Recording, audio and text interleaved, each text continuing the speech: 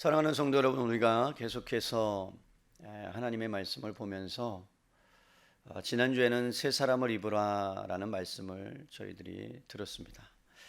바울이 지금 에베소 교회 성도들을 향하여 옛사람과 새사람에 대해서 오늘 본문을 통해서 대조하고 있는 모습들을 여러분들이 발견하게 되고 있죠.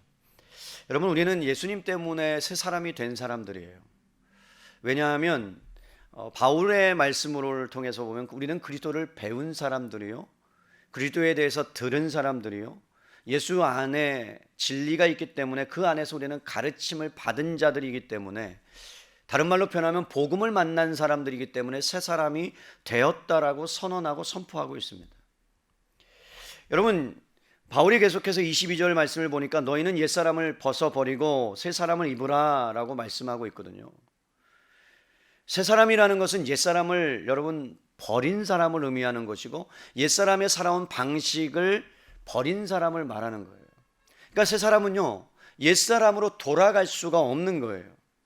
옛사람을 벗어버려야 새 사람을 입습니다. 여러분, 제가 옷을 입고 양복을 입고 있는데 양복을 벗어야 다른 옷을 입을 수 있는 거와 마찬가지죠. 옛사람을 벗어버린다는 것은, 새 사람을 입는다는 것은 옛사람을 벗어버리고 시간이 지난 다음에 새 사람이 되는 게 아니에요. 우리가 예수님을 믿는 순간에, 성령님이 내 안에 오신 순간에, 우리가 예수님을 주인이라고 고백하는 순간에, 그 순간에 우리는 새 사람이 된 거예요. 그렇기 때문에 동시적으로 일어난 사건이요, 즉각적으로 일어난 사건이요, 우리는 순간적으로 새 사람을 입은 사람이라고 성경은 말씀합니다. 그렇다면 우리는 여러분 옛사람으로 돌아갈 수가 없어요. 불가능해요. 그렇기 때문에 우리가 인생을 살아가면서 예수님을 만난 가장 큰 복 중에 하나가 무엇이냐면, 사람들은 얘기하죠. 기도하면 응답이 있고 문제가 해결되고 놀라운 역사가 있을 것이다. 그것이 여러분 우리가 받은 복 중에 하나라고 이야기합니다. 그러나 그것보다 더 큰 복이 무엇이냐면, 기도의 응답이 안 일어나도요, 우리의 삶이 처절하게 절망하고 실패한 가운데 있더라 할지라도 변치 않는 것은 무엇이냐면, 저와 여러분이 하나님의 자녀가 되었고 새 사람을 입었다는 것이 여러분 복 중에 복이에요. 아멘을 안 하는 거 보시니까 별로 마음에 안 와닿나 봐요. 그죠? 왜냐하면 예수님을 믿고 나면 뭔가 달라져야 되고, 예수님 믿고 나면 변화가 확 일어나야 되는데, 제가 말씀드렸어요. 그렇지 않아요. 성격은 비슷해요. 그리고 변하지 않는 것 같아요. 그런데 성경은 우리 보러 뭐라고 말해요? 변했대요. 그럼 무엇이 변한 거예요? 속사람이 변했대요. 새 사람을 입었대요. 새로운 정체성을 가졌대요. 여러분, 이 땅에 살아가는 어떤 영혼도 하나님을 만족시킬 수 있는 영혼이 없습니다. 그런 면에서 인간은 여러분 하는 노력들마다 마치 죽은 사람과 같이 여러분 하는 것이라고 볼 수 있어요. 그런데 어느 순간에 하나님이 여러분 인생 가운데 찾아와 주셔서 하나님을 아바 아버지라 부르게 만드시고, 그리고 하나님의 자녀가 되게 하셔서 하나님의 나라에 들어갈 수 있는 그러한 특권을 주신 새로운 정체성이 저와 여러분들에게 부여됐다는 거예요. 예전에는요, 이 정체성에 대해서 우리가 알지 못하고 살아왔습니다. 기독교가 가난했기 때문에, 부유하지 못했기 때문에 우리가 어떤 존재인지를 모르고 살았어요. 그저 예수님 믿으면 복 받는다, 예수님 믿으면 문제 해결된다. 그런데 문제가 해결이 되지 않는 거예요. 여러분, 문제가 해결이 되잖아요. 처음에 예수님을 믿고 여러분 새신자가 되면 하나님이 응답을 많이 해주세요. 놀랍게, 신기하게, 먹고 싶은 것도 응답해 주세요. 저하고 같이 사는 한 자매가 있습니다. 놀라지 마세요. 또 어떤 자매인가? 제 아내죠. 제가 멜버른에 있었을 때 이제 임신을 하고 뭔가를 먹고 싶다고 본인이 생각을 했다는 거예요. 라면도 먹고 싶고 치킨도 먹고 싶고. 그런데 누군가 그것을 갖다 주는 역사. 지금은 아무리 기도해도 라면 내가 사서 먹으면 되고요, 치킨 눌러서 먹으면 돼요. 근데 진짜 가난해졌을 때, 힘들 때는 하나님이 그렇게 역사하세요. 근데 신앙이 자라가면 자라갈수록 응답이 적어요. 여러분, 예수 믿는다는 것은, 신앙생활 한다는 것은 무엇인가를 얻으려고 하는 것이 아니라, 내가 어떠한 존재가 되었기 때문에 이제는 어떠한 삶을 살아가야 하는가가 훨씬 더 중요한 거예요. 예수님의 생명이 저와 여러분 안에 들어왔습니다. 여러분, 예수님의 빛이 여러분 안에 들어왔습니다. 여러분이 죽었던 영혼이 생명으로 바뀌어졌다면 이제는 나의 생명이 아니라 예수 그리스도의 생명으로 사는 존재가 되었음을 믿을 수 있기를 바랍니다. 그러니까 여러분의 생명은 여러분 것이 아니에요. 내 마음대로 하나님 앞에, 아니 여러분 세상에서 내 마음대로 내 마음껏 내 생명을 갖고 살아갈 존재가 아니에요. 바뀌어졌어요. 그게 새 사람이에요. 예전에는 내 마음대로 살았어요. 내가 하고 싶은 것 살았어요. 그런데 이제는 하나님이 원하시는 것, 하나님이 기뻐하시는 것, 하나님께서 말씀하시는 대로 살아가는 존재로 변한 것이 새 사람을 입은 거예요. 여러분, 하나님께서 저와 여러분을 부르신 이유가 뭡니까? 단순히 죄와 사망의 법에서 여러분을 끄집어내기 위함이 아니라 그랬어요. 여러분, 단순하게 구원 얻기 위해서가 아니에요. 옛사람을 벗어버리고 그것으로 끝나는 것이 아니라 옛사람을 벗어버리는 순간에 하나님의 의와 거룩과 진리를 향하여 갈 수 있는 존재, 그것이 여러분이 신분이에요. 에베소서 1장 3절에서 4절의 말씀대로 하면 이런 뜻이죠. 거룩하고 흠이 없는 존재로 내가 너희를 불렀다. 그래서 이 땅 가운데 살아가는 동안에 너희가 하나님의 자녀답게 살아갈 수 있도록 내가 새 사람을 너희에게 허락해 줬다라고 말하는 거죠. 그러면 여러분, 옛사람이 무엇인가를 우리가 알아야 돼요. 옛사람은 뭡니까? 사람이라는 것은 어떠한 인격의 특성을 나타냅니다. 그래서 여러분, 옛사람이라는 자체는 우리가 하나님을 알지 못했을 때에 부패한 본성에 의해서 지배받는 것을 옛사람이라고 그래요. 그러니까 지금 이 땅 가운데 하나님을 모르는 비그리스도인들은 다 옛사람이에요. 그래서 여러분, 다윗이 이렇게 이야기합니다. 나는 모태로부터 죄를 지니고 태어났다. 그러니까 아담으로부터 여러분, 아담이 선악을 알게 하는 나무, 하나님이 먹지 말라고 하는 그 말씀 앞에 불순종함으로 죄를 지었고, 그 죄가 우리 가운데 전가되었죠. 전가되어서 우리도 태어났을 때 여러분, 부모님들은 너무나 기쁘고 너무나 아름다웠고 너무나 귀엽고 예쁜데 아이들이 3살 4살 넘어가 보세요. 4살이면 예전에는 뭐였어요? 진짜 어떤 4살만 돼도 아, 귀엽다, 예쁘다. 근데 요즘은 어떤 말 모르세요? 7살만 되면, 여러분 미운 7살 그러죠. 미운 7살. 요즘은 죽이고 싶은 4살이에요.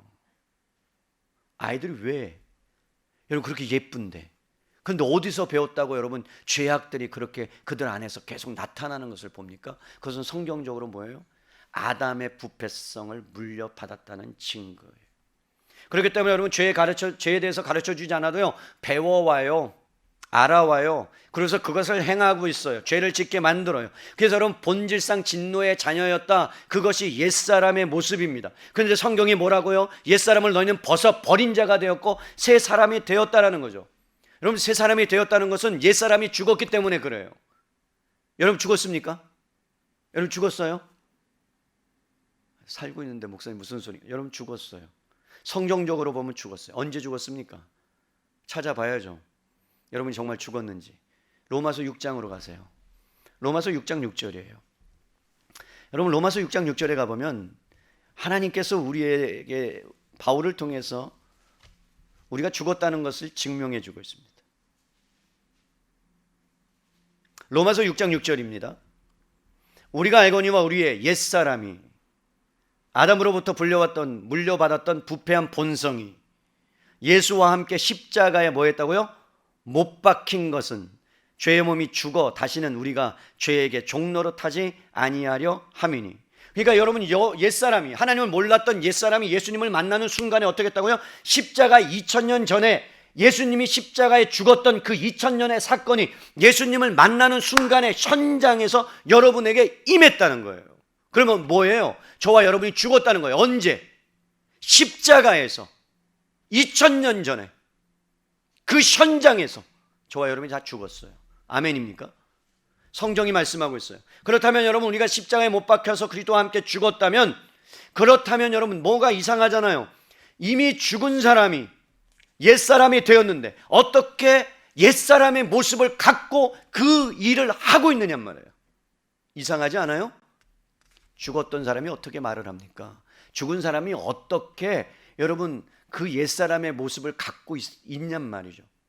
그런데 성경은 우리에게 옛사람을 벗어버리라고 바울을 통해서 말하는 것을 보면, 여러분, 옛사람을 벗어버렸다는 것은 우리가 옛사람이 무엇인지를 아는 사람들만 할 수 있는 고백이요, 옛사람을 벗어버린 사람은 오직 옛사람이 죽었다는 것을 우리가 아는 거예요. 그래서 바울이 이렇게 고백을 해요. 오라 나는 뭐한 사람이다? 공고하다.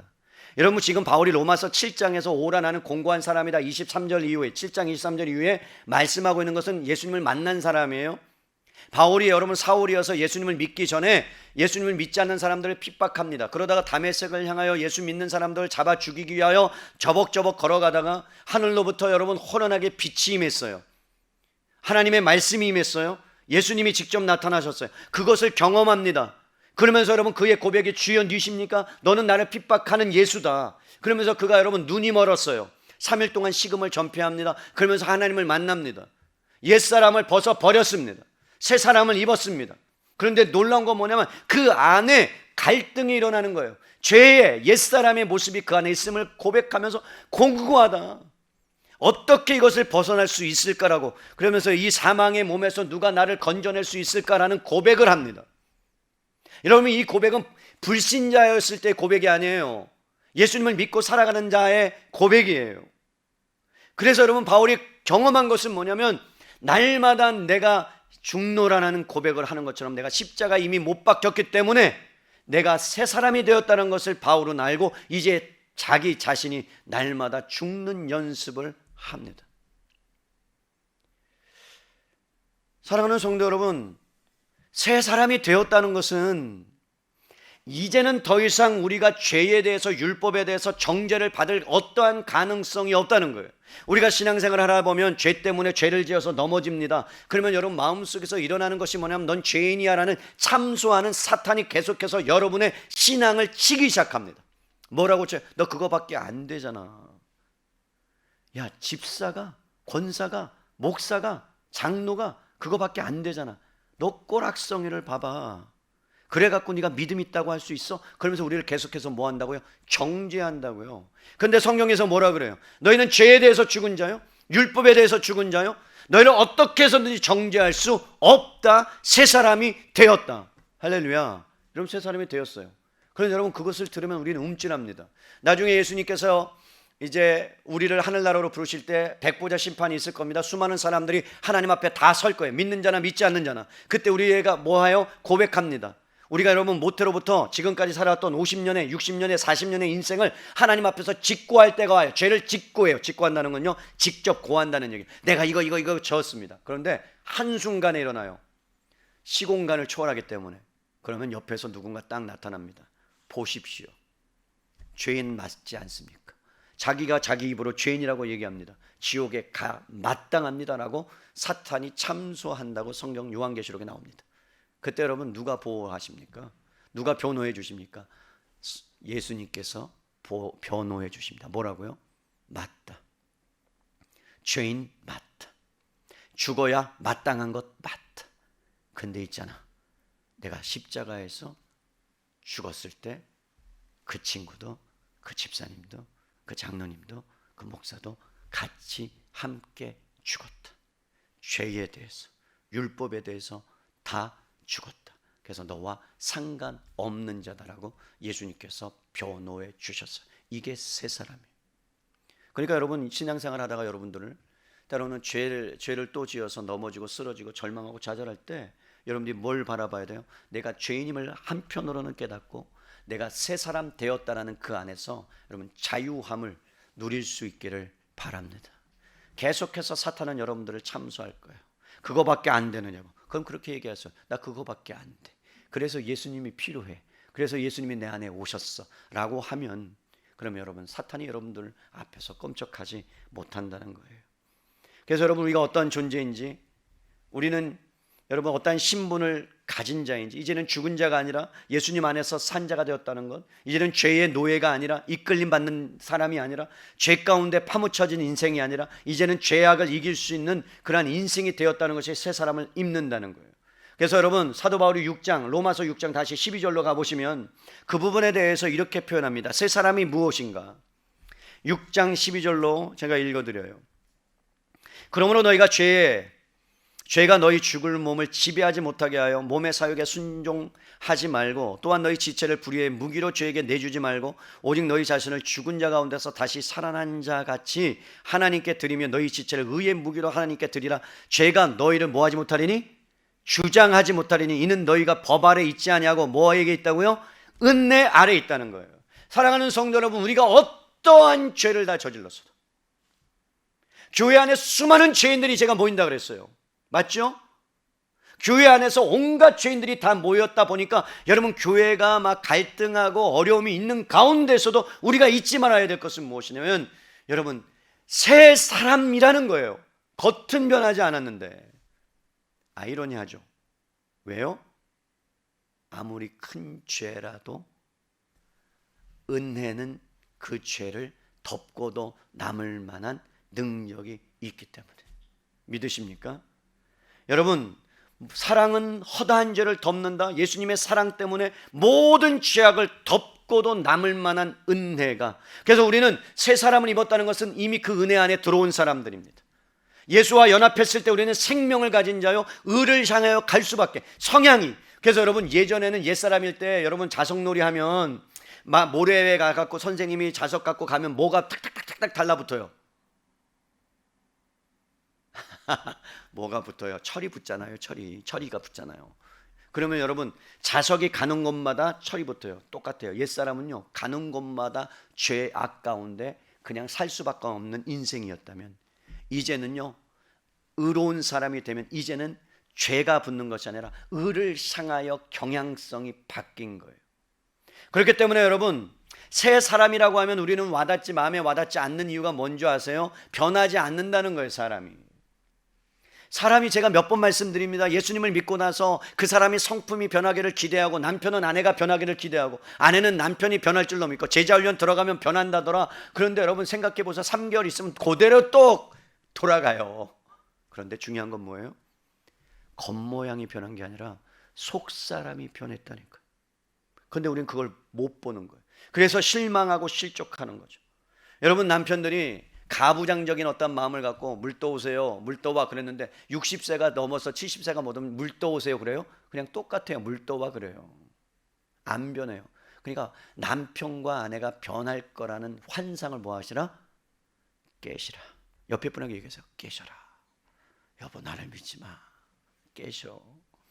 그럼 이제 좌절이죠. 야, 안 변한다 그러면 포기하고 살아야 되나? 이제 보자고요.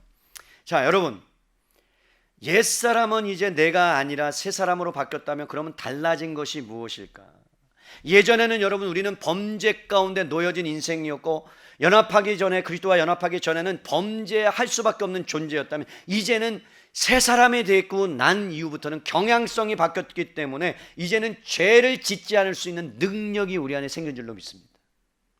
여러분, 그 얘기는 무엇이냐면, 나의 삶의 초점이 이제는 나에게서, 내가 좋아하는 것, 내가 기쁜 것, 나의 만족함, 나의 유익, 그것을 위해서 살아갔다면, 이제는 여러분, 나의 만족이 아니라, 나의 유익이 아니라 하나님으로 바뀌었기 때문에, 하나님을 향한 경향성이 우리 안에 들어왔기 때문에, 생명이 들어왔기 때문에, 여러분, 그때부터 생명이 약동하기 시작해요. 그러면 예수의 모습들이 드러나고 나타나더란 말이에요. 내가 변하려고 해서 변하는 게 아니라, 여러분, 내가 가장 좋아하는 사람, 내가 존경하는 사람을 닮고 싶으면 여러분, 변해요, 안 변해요?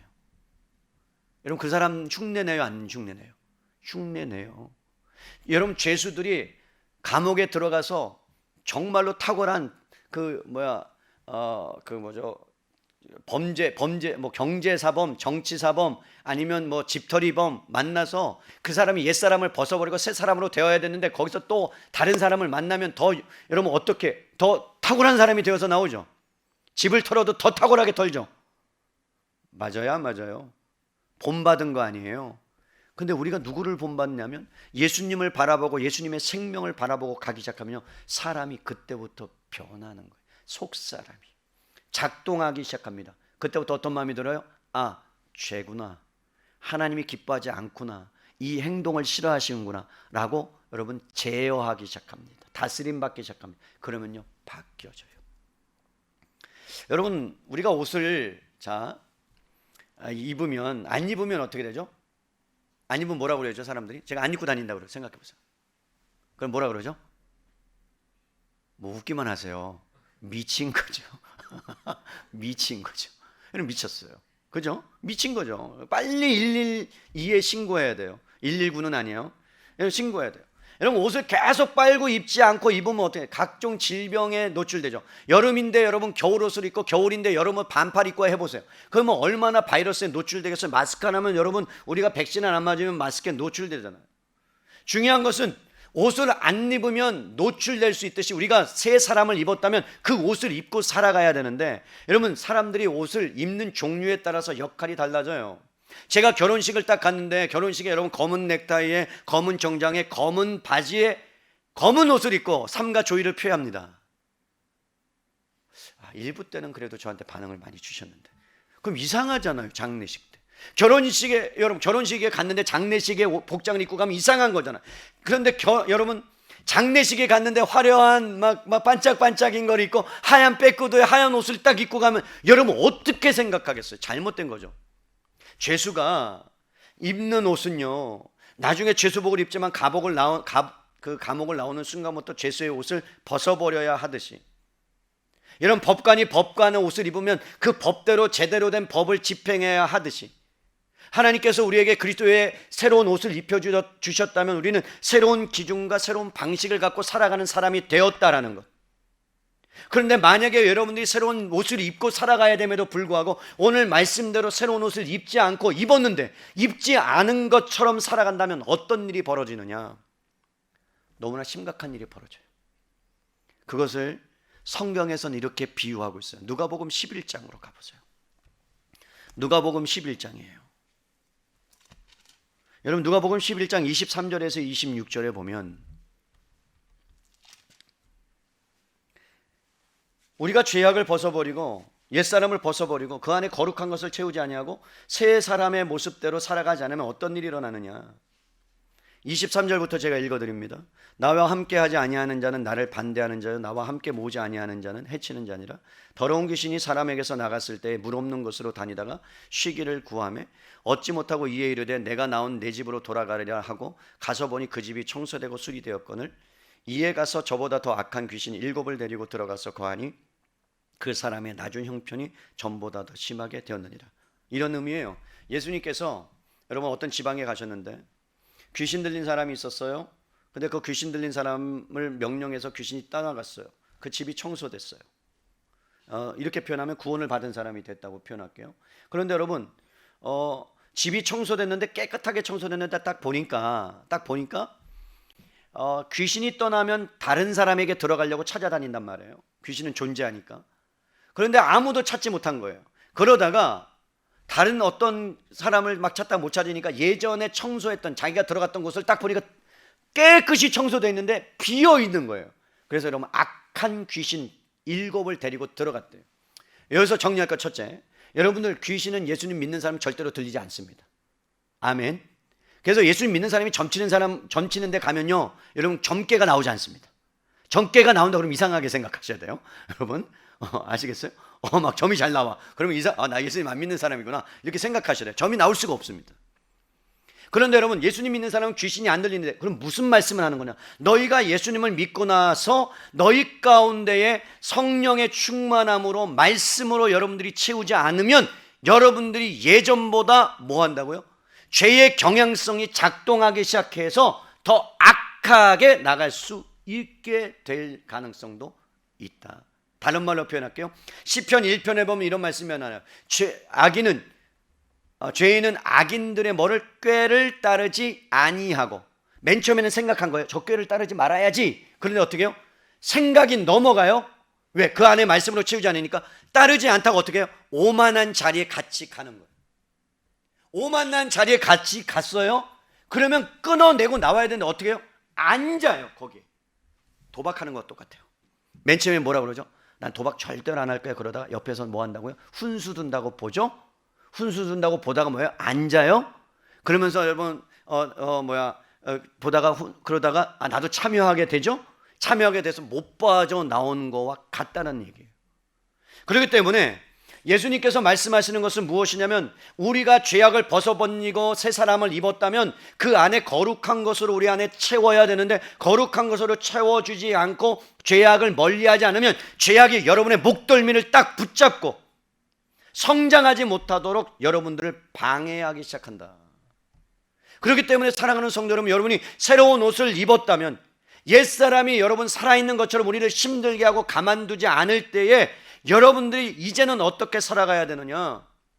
옛사람의 모습을 벗어버리고 새 사람의 그 옷을 입은 자답게 살아가야 되는데 그러지 못하는 일들이 우리 삶 가운데 일어나더란 말이에요. 그럼 여러분 죽었다며요. 우리가 옛사람이 죽었잖아요. 그런데 왜 그런 일이 일어나냔 말이에요. 이유는 뭐냐? 우리가 아직 육신을 갖고 살아가기 때문에 완전한 부활체 대신 예수 그리스도의 그 옷을 입고 있지 않기 때문에 다시 말하면 우리가 성화를 하는 과정 가운데 예수님의 몸처럼 변화되지 않았기 때문에 그래서 여러분 지금 사도 바울이 말하는 거예요. 옛사람은 죽은 거 맞다. 그런데 너희 새 사람 안에 아직 뭐가 남아있다? 옛사람의 본성이 남아있다. 그래서 여러분 기억하셔야 돼요. 옛사람과 옛 본성은 다릅니다. 그러니까 우리 안에는 뭐가 있는 거예요? 옛사람은 죽은 것이고 뭐만 남았다고요? 옛사람이 갖고 있었던 본성이 남아있는 거예요. 그 본성을 뭐라 그래요? 오늘 본문으로 돌아가세요. 이렇게 표현해요 바울이. 너희는 유혹의 욕심을 따라 썩어져가는 뭐를요? 구습이라고 이야기합니다. 여러분 구습이 뭐예요? 습관이에요. 근데 습관인데 악한 세상의 시스템 속에 잡혀져 있는 것들이에요. 허망한 것을 쫓아갔던 것, 나의 유익을 위해서 쫓아갔던 그 모든 것, 부패한 본성들이, 오래된 삶의 습관들이 여러분 뭐예요? 사람 안에 아직도 남아있다는 거예요. 그걸 죄성이라고 이야기합니다. 그래서 여러분 바울이 새 사람이 되었음에도 불구하고 영적으로 성장하지 못하도록 우리의 목덜미를 붙잡고 있는 최대의 복병이 뭐냐? 구습이에요. 습관이에요. 이 장벽을 뛰어넘지 못하면 여러분 삶의 변화는 불가능합니다. 우리가 왜 신앙생활에 실패하느냐? 새 사람이 되었어도 실패하고 좌절하느냐? 여러분 뭐 때문에? 옛 본성 때문에 그래요. 제가 요즘 하고 있는 운동이 있어요. 원래는 테니스를 했는데 테니스를 못하니까 살아야 되니까 살은 이렇게 찌는 거예요. 계속 앉아져 있고 막 설교 준비하니까 막 열 몇 시간을 앉아 있으니까. 그래서 제가 누구와 통화하다가 제 친한 친구가 정 목사 이렇게 하면 될 것 같아요. 그래서 줄넘기를 하라고. 그래서 제가 거금 58,000원짜리, 내 진짜 평생 줄넘기 하나에 58,000원 샀어요. 그래서 몇 번씩 해야 돼 그랬더니 뭐 한 2,000번 해야 되지 않겠어? 그러는 거예요. 2,000번? 그래 알았어. 그러면서 제가 5일 전부터 2,000번을 넘기 시작해요. 맨 처음에 500번 하고 죽을 뻔해서 포기하고 그 다음날 2,000번을 했어요. 그 다음날 2,500번을 했어요. 어저께 행사를 다 하고 피곤한데 집에 가서 여러분 집에 가서 3,000번을 뛰었어요. 죽겠는 거예요. 왜? 이 몸이 옛 구습의 습관에 운동하기 싫은 몸의 상태. 그러니까 어떤 현상이 일어나? 달에 알이 배겨요. 못 걸어 다니겠어요? 등도 아프고요, 어깨도 아파요. 그런데 여러분 이것이 계속해서 구습을 끊어내는 내 몸이 좋아지는 연습을 끊임없이 죽어라. 그래서 성경에 죄와 피 흘리기까지 싸워야 된다. 너희들 의의 병기로 무기로 들여라는 거죠. 그래야 우리가 새 사람 입은 모습다운 삶을 살아갈 수 있다는 거예요. 여러분 옛사람의 유혹에 욕심을 따라 살 수 있는 사람들인데 그런데 새 사람이 되었다면 욕심을 따라서 갈 수 없는 인생이 됐는데 본성이 변했으니까. 근데 문제는 뭐가 남아있다고요? 옛 본성이 여러분들을 붙잡고 있단 말이에요. 여러분 옛 본성이라는 것은 우리 안에 성경에 말하기를 다시 22절로 보세요. 너희는 유혹의 욕심을 따라 썩어져가는 구습을 따르는. 여러분 그러니까 썩어져가는 구습을 따르기 전에 어떤 일이 일어나고 있다고요? 유혹의 욕심을 따라가면 뭐가 된다고요? 옛사람의 구습이 드러나고 나타난다는 얘기예요. 그럼 여러분 욕구라는 것은 되게 좋은 거예요. 욕구. 내가 뭔가를 잘하고 싶은 욕구, 공부를 잘하고 싶은 욕구는 좋은 거죠. 애들이 엄마 나 공부 잘하고 싶어요 그런데 너 잘못됐어 이상해. 그런 부모님 하나도 없어요? 엄마 나 영어를 공부 잘하고 싶으니까 나 영어 공부 좀 시켜주세요. 그럼 그 욕구를 만족시킬 수 있도록 해야죠. 과도하지 않는 이상은. 여러분 밥 먹는 거 식욕 좋은 거예요? 근데 엄마 나 매일 20끼씩 먹을게. 그러면 어떻게 된 거예요? 잘못된 욕구죠. 식욕은, 욕구는, 그 다음에 여러분 성욕은 정상적인 거예요. 그런데 뭐가 문제냐? 이것이 뭔가를 딱 만났을 때부터 구습을 따라가게 만들어요. 그게 오늘 유혹의 욕심을 따라, 유혹을 만나면. 여러분 여기서 말하는 욕심이라는 단어는 예수님께서 십자가에 죽기 전에 최후의 만찬을 하시고 이런 고백을 하셨어요. 내가 너희와 함께 이 유월절 먹기를 원하고 원하셨다. 이게 욕구예요. 다른 말로 말하면 하나님께서 말씀하시는 거룩한 욕구, 이거는 죄가 아니다. 사람들에게 있는 욕구는 자연적인 본성이다. 근데 뭐를 만나면 이게 죄악으로 향하게 되느냐? 유혹을 만나면. 유혹이 뭔지 아세요? 기만이라는 뜻이에요. 속임수라는 뜻이에요. 그러니까 여러분 욕구가 욕심을 만나면 자기 자신을 속입니다. 술을 먹는 사람은 어떻게 생각하는 줄 아세요? 자신이 끊을 수 있다고 생각해요. 여러분 중독에 걸린 사람은 특징이 뭐냐? 자기 자신이 안 하고 끊을 수 있다고 생각해요. 왜 가끔 여러분 유명한 사람이 마약을 했는데 집행유예로 풀려났다가 또 왜 마약을 합니까? 그러면서 법정에서 뭐라고 얘기하는 줄 아세요? 이렇게 고백해요. 저는 끊을 수 있습니다. 저에게 한 번만 기회를 주시면 제가 할 수 있습니다. 그런데 놀라운 것은 뭐예요? 여러분 끊을 수가 없습니다. 강원도에 가면 여러분 좋은 곳이 있죠. 가보셨어요? 카지노가 있죠. 가보신 사람 손 들어보세요. 없죠. 저도 못 가봤어요. 이야기만 들은 거예요. 가면 희한한 것은 뭐냐면 1억을 투자하고 2억을 투자하고 집을 다 날렸어요. 그러면 여러분 그 주변에 뭐가 있느냐? 다 차를 잡히고 뭐를 잡힐 수 있는 사람들이 거기에 쭉 있다는 거예요. 그래서 차를 팔고 집문서를 팔고 심지어 자기의 여러분 몸속에 있는 장기도 팔아서 그것을 하는데 못 끊어지더라 이 말이에요. 그러고 나서 어떻게 하느냐? 집에 돌아와서 누가 200만 원인가를 보냈대요. 그래서 너무 기쁘고 행복했대요. 왜요? 왜? 다시 200만 원어치 도박을 할 수 있으니까. 그게 여러분 유혹을 만나고 자기 자신을 기만하면 된다고 생각하는 거죠. 한 방이면 끝난다고 생각하는 거죠. 그렇기 때문에 그것을 여러분 헤쳐나올 수가 없는 거예요. 그것이 뭐라고요? 구습이에요. 습관이에요. 결국은 파멸의 자리까지 갑니다. 자기 자신을 망쳐요. 영혼도 망쳐요. 몸도 망쳐요. 가정이 파괴돼요. 자녀들도 파괴돼요. 심지어 하지 말아야 될 여러분 사람을 죽이는 일까지 벌이게 돼요. 성경은 우리에게 말씀해요. 너희는 죄에 약하다. 저와 여러분 죄에 약한 사람들이에요. 죄에 언제나 노출되어 있는 사람이에요. 세상의 유혹에 달콤함에 넘어질 수 있는 사람들이에요. 여러분 그것을 인정하셔야 돼요. 나는 믿음이 있으니까, 나는 말씀이 있으니까, 나는 뭘 붙드니까, 나는 될 수 있어, 나는 할 수 있어, 나는 넘어지지 않아. 아니, 세상이 여러분들 가만두지 않아요. 예수님 믿는 사람들조차도 거기에 휩쓸려서 가만두지 않아요. 그렇게 살아야 된대, 그렇게 해야 된대, 이게 합리적이야, 맞잖아 라고 하면 여러분 흔들릴 사람은 아무도 없어요. 그래서 여러분 믿는 사람들조차도 그 유혹의 구습을 따라 행하는 그 이야기를 들으면 흔들리게 되어 있는 거예요, 우리가. 그래서 우리는 뭘 해야 되느냐? 내가 연약하다는 걸 인정하세요. 넘어질 수밖에 없는 존재다. 나는 언제나 좌절할 수밖에 없고 넘어질 수밖에 없는 존재다. 그래서 뭐를 붙잡아야 된다고요? 복음이 필요한 자다. 날마다 말씀이 필요한 자다. 하나님을 의지하는 자다. 의지해야 되는 자다. 여러분 성경은 절대로 유혹의 욕심을 따라 살지 않겠다고, 나는 절대로 그렇게 하지 않겠다라고 하는 대명사 장담했던 베드로를 보세요. 예수님께서 베드로에게 이렇게 말씀하세요. 너가 다 굴기 전에 나를 3번 부인할 거야. 예수님 절대 아닙니다. 나를 그렇게 못 믿습니까? 만약에 예수님을 잡으러 오면 제가 칼이라도 뽑아서 그냥 귀를 쳐버리고 칼이라도 뽑아서 당신을 보호하겠습니다. 그랬는데 여러분 베드로가 결국에는 예수님을 3번이나 부인하고 도망하고, 그 다음에 예수를 믿는다면 난 저주받을 거야 그러면서 여러분 도망가잖아요. 죄의 앞에, 유혹의 앞에 어떤 사람도 넘어질 수밖에 없어요. 자기는 할 수 있다는 거죠. 여러분 자신을 속입니다. 자기의 힘으로 할 수 있다고 생각하는 그 사람은 결코 성공할 수 없는 거예요. 그래서 여러분 세 사람은 유혹의 욕심으로 돌아서서 살아가는 사람인데, 경향성이 바뀌었다면 우리는 이제 자석이긴 자석인데 죄에 이끌리는 인생이 아니라, 예전엔 죄를 지을 수밖에 없는 인생이었는데 이제는 죄를 짓지 않을 가능성이 있는 존재로 하나님이 탈바꿈시켜 놓은 줄로 믿습니다. 그러니까 여러분이 가지 않을 수 있어요. 죄인의 길에 서지 않을 수 있는 힘과 능력이 여러분 안에 있는 줄로 믿습니다. 여러분 안에 주셨어요. 예수님이 여러분 안에 와 계시잖아요. 그런데 어떻게 해요?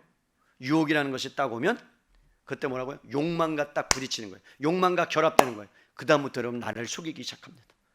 이번 한 번만이면 되지, 괜찮지. 그러면서 이렇게 얘기해요. 하나님도 이해하실 거예요. 그죠? 그러면서 하나님 앞에 그 모든 것을 또 돌려요. 그리고 또 그걸 확증받기 위해서 누구한테 와요? 목사한테 와요.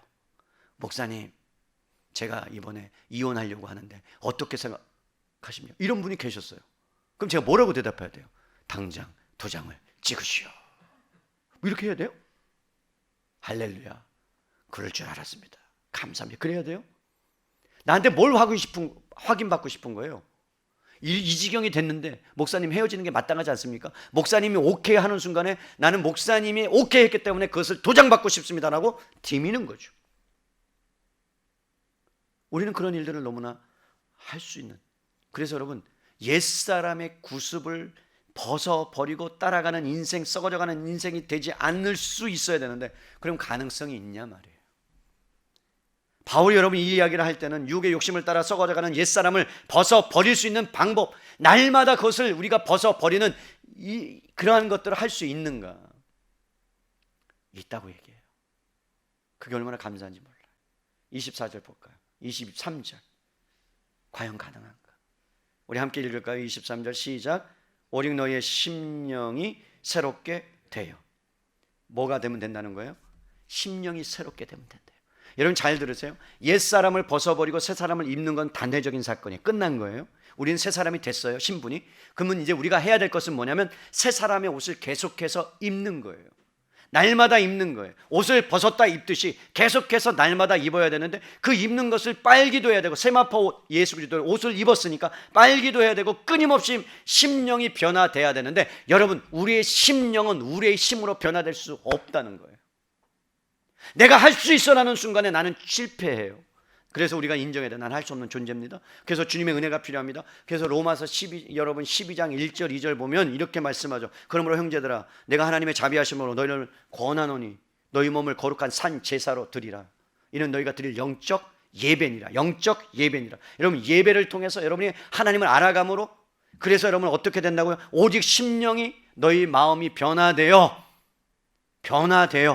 그러니까 오직 성령께서 여러분과 함께 할 때, 여러분들이 하나님의 은혜를 입고 하나님을 사모하고 하나님의 은혜가 여러분 가운데 장악함을 받을 때, 그러면 여러분이 그때부터 뭐 한다고요? 새 심령으로 갈아엎는 작업이 시작되는 거예요. 그래서 여러분 성경에서 씨 뿌리는 자의 비유를 통해서 뭐라고 해요? 너희의 묵은 밭을 뭐하라고요? 기경하라는 거예요. 기경할 때 어떻게 해요? 여러분 삽으로 파요, 그 다음에 호미로 파요, 뒤집어 엎어요. 그래서 말씀을 들을 때 때로는 아파요, 힘들어요, 고통스러워요. 그래서 어떻게 할 거예요? 여러분 하나님 앞에 기도하는 거예요. 하나님 이 말씀을 들었는데 이렇게 살지 못합니다. 은혜를 달라고 기도하는 거예요. 여러분 우리는 기도해야 되겠다가 아닙니다. 오직 심령이 새롭게 되어 기도해야 되겠다가 아니라, 하나님의 더 큰 은혜가 여러분 가운데 있다면 말씀을 붙잡는 순간에 놀라운 일이 일어나요. 여러분 해보세요. 내가 정말로 하나님 힘든 가운데 말씀을 딱 붙잡잖아요. 그러면 어떤 역사가 일어나느냐? 말씀이 도리어 여러분을 붙잡고 여러분을 끌고 가는 역사가 일어나요. 여러분이 말씀을 붙잡지 않으면 하나님이 말씀을 붙잡아서 말씀이 여러분을 역사하지 않아요. 자, 우리가 예화 중에 이런 거 있죠. 우리는 기도합니다. 하나님께 기도해요. 뭐라고 기도하느냐?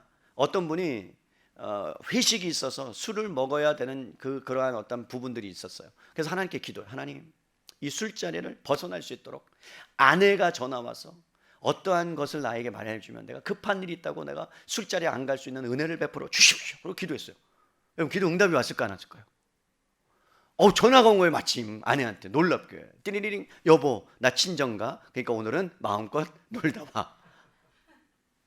그러면 여러분 어떻게 하면 되는 거예요? 자기가 안 먹으면 되는 거잖아요.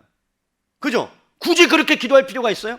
내 안에서, 말씀 안에서 생명이 있다면, 내가 하지 말아야 될 거 안다면 안 하면 되는데, 그것을 뭐야? 하나님 앞에 기도 응답하면 내가 할게요 라고 던져놨더니 하나님 뭐라 그래요? 다르게 응답을 주셔. 네가 해야 되는 거예요. 왜? 이미 말씀은 우리 안에 와 있다는 거예요. 사랑하는 성도 여러분, 육체의 욕심을 이루지 아니할 방법은 하나님의 보호 안으로 들어가는 거예요. 죄의 영향력에서 벗어날 수 있는 것은, 유혹의 욕심에 따라 끌려가지 않을 수 있는 것은 은혜의 자리에 들어가는, 말씀을 붙들어야 되는 거예요. 말씀을 붙든다는 것은 말씀대로 사는 걸 의미하는 것이고요, 암송하고 그 다음에 묵상하고 말씀을 가까이 하는 것. 그래서 여러분, 성경에 우리가 그것을 구체적으로 갈라디아서 5장 16절에 이렇게 표현했어요. 한번 보죠. 육체의 욕심을 이루지 않는 비결. 갈라디아서 5장 16절. 너무나 잘 아는 말씀이죠. 찾으세요. 갈라디아서 5장 16절. 우리 함께 읽을까요? 시작. 내가 이르노니 너희는 성령을 따라 행하라. 그리하면 육체의 욕심을 이루지 아니하리라. 여러분 잘 보세요. 성령을 따라 뭐라고요? 행하라. 이게 중요해요. 따라 행할 때 역사가 일어납니다. 하나님의 말씀을 따라가는 것만이 아니라 그것을 행할 때, 내 이웃을 내 몸과 같이 사랑하라 했으니까 사랑할 때 역사가 일어나는 거예요. 사랑해야지가 아니고. 여러분 무슨 의미인지 알겠어요? 성령을 따라가면 육체의 욕심은요 저절로 안 이루어져요. 성령을 따라가면 그 따라갈 때 성령께서 여러분을 붙들고 가시기 때문에 역사가 일어나는 거예요. 그런데 내가 죄악을 향하여 가고 있어요. 근데 성령님 나를 도와주세요 한다 그러면 성령님이 도와주시지 않냐고 기다리세요. 왜? 이미 성령을 따라 행하라고 우리에게 말씀을 넣어 주셨단 말이에요. 근데 우리는 알면서도 그것을 따라 행하지 않아요. 성령은 인격적인 하나님이세요. 그렇기 때문에 우리가 분명히 기도하라 그랬는데 기도할 힘을 주세요 기도하지 마세요. 여러분 기도할 힘을 달라고 기도하는 게 아니라 여러분이 무릎 꿇어 기도하면 힘을 주실 줄로 믿습니다. 이게 중요해요. 근데 우리는 뭐라고 얘기해요? 하나님 벗어나게 해주세요가 아니라 벗어날 수 있는 힘을 주세요라고 기도해야 되죠. 하나님의 은혜가 필요합니다. 여러분 기도하는 자리에 나가면 기도할 힘을 부어주세요. 기도하기 싫을 때 억지로라도 어떻게 하라고요? 기도하시라고요. 그러면 어느 순간에 기도의 은혜가 부어져서 10분이고 20분이고 30분이고 기도할 수 있는 은혜가 부어질 때가 온다니까요. 봉사하세요. 그러면 봉사하기 싫으더라도요 그냥 속으로는 막 열불이 나더라도요 순종하고 나가잖아요. 그럼 봉사로 기쁨을 주신다니까요. 그게 성령을 뭐 한다고요? 따라 행하면 육체의 욕심을 이루지 않는 비결이에요. 여러분 중독은 자신의 힘으로 해결할 수 없어요. 중독은 뭐로 해결하느냐? 중독으로만 가능해요. 게임에 중독된 친구는요 게임에서 다른 것에 중독될 수 있도록 만들어버리면 이 중독은 사라집니다. 왜? 거기에 중독이 됐으니까. 성경은 우리에게 말해요. 너희가 중독에서 벗어날 수 있는 유일한 길이 있다면 뭔 줄 아느냐? 하나님 말씀에 중독되고 예수에 중독되면 되는 거예요. 우리가 중독될 수 있는 유일한 것은요 하나님 앞에서 중독되는, 나를 지배했던 구습을 벗어버리고 그래서 성령을 따라 행하면, 그러면 어떤 일이 일어나느냐? 19절 보세요. 여러분 갈라디아서 육체의 소욕은 성령을 거스리고 성령은 육체의 소욕을 거스리는데, 너희가 만일 성령이 인도하는 바가 되면 율법 아래 있지 않고 은혜 안에 있는데, 육체의 일은 현저한데 음행과 더러운 것과 호색과 우상숭배와 주술과 원수 맺는 것과 분쟁과 시기와 질투와 분냄과 당짓는 것과 분열함과 이단과 투기와 술 취함과 방탕함과 그와 같은 것이라. 전에 너희에게 경계한 것 같이 경계하는 이런 일을 하는 자마다 하나님 나라를 뭐로 못 받아? 유업으로 받지 못한다. 그 얘기는 뭐예요? 너희가 하나님의 유업을 받은 자라면 너희는 성령을 따라 행하면 이거 안 할 수 있다. 저절로 되는 비결은요 하나님 안에 붙어 있으면 돼요. 껌딱지. 애들 껌딱지 얼마나 피곤해요. 그죠? 하나님은 껌딱지가 되기를 바랍니다. 원하십니다. 옆에 분에게 얘기했어요. 껌딱지가 되세요. 하나님의 껌딱지가 돼서 딱 하나님 앞에 붙어 있으세요. 그럼 하나님께서 여러분 붙어 있는 그 사람에게 역사하셔서 여러분들의 인생을 책임져 주시고 가요. 그때 우리가 해야 될 건 피를 흘리기까지 싸워 승리해야 되는 거예요. 그냥 싸움이 아닙니다. 여러분 나를 이겨야 되는 싸움이에요. 날 죽여야 되는 싸움이에요. 날마다 죽어야 되는 싸움이에요. 그래서 여러분 인식하세요. 내가 어떤 존재인가? 난 새 사람이에요. 여러분 새 사람이에요. 새 사람이면 복음에 합당한 생활을 할 것이라고 여러분 매일 일어날 때마다 선포하면서 살아가세요. 난 복음에 합당한 생활을 할 수밖에 없는 자다. 오늘 하루를 하나님 앞에 드린다. 하나님 앞에 드려서 하나님과 함께 한다. 그렇게 여러분 마음과 모든 것들을 하나님께 드리면서 하루를 시작해 보세요. 그러면요, 여러분 사람을 만나는 것도 어떤 일을 추진함에도 그때마다 하나님께서 넘어질만 하면 말씀이 여러분들 장악해서 여러분들을 이끌어 주시고 붙들어 주실 줄로 믿습니다. 넘어졌던 그 베드로, 예수님께서 뭐라고 말씀하시냐면 이렇게 말씀합니다. 이제는 네가 내 마음대로 내 원하는 대로 다녔지. 그런데 앞으로는 네가 원하지 않는 길을 내가 너를 붙잡고 너의 인생을 내가 만들어서 끌고 갈 거야. 네가 원하지 않는 곳으로 내가 만들어 갈 거야. 이게 세 사람의 인생이에요. 여러분의 일이 잘 안 되거든요. 여러분의 일이 계속 실패하거든요. 여러분 하나님이 그것을 원하지 않는다는 것을 알고 뭘로 바꾸시라고요? 하나님의 방향성으로 돌리시고 하나님께서 원하시는 것으로 바꾸세요. 그러면 그때부터 하나님께서 여러분을 보호하시고 인도하시고 비록 넘어질지라도 하나님의 능력으로 여러분의 고집을 꺾으실 거예요. 여러분께 항복을 받아내실 거예요. 그러면서 하나님, 나는 하나님의 은혜가 아니면 안 됩니다라는 그 고백을 받으시고, 그리고 하나님께서 뭐라고요? 여러분을 거룩한 옷으로 은혜로 입히셔서 마지막 여러분이 고귀한 인생이 어떤 것인지를 결국에는 맛보게 하시는 놀라운 은혜가 여러분 가운데 있게 될 줄로 믿습니다. 여러분 그런 놀라운 신분을 가진 자임을 잊지 마세요. 그래서 여러분 성령을 따라 행하는 거예요. 그러면 뭐가요? 육체 욕심을 벗어버릴 수 있어요. 유혹을 벗어버릴 수 있어요. 그것이 새 사람을 입으라는, 오직 심령이 새롭게 되는 놀라운 하나님의 은혜임을 깨닫고 이번 한 주간 살아가시길 주님의 이름으로 축원합니다.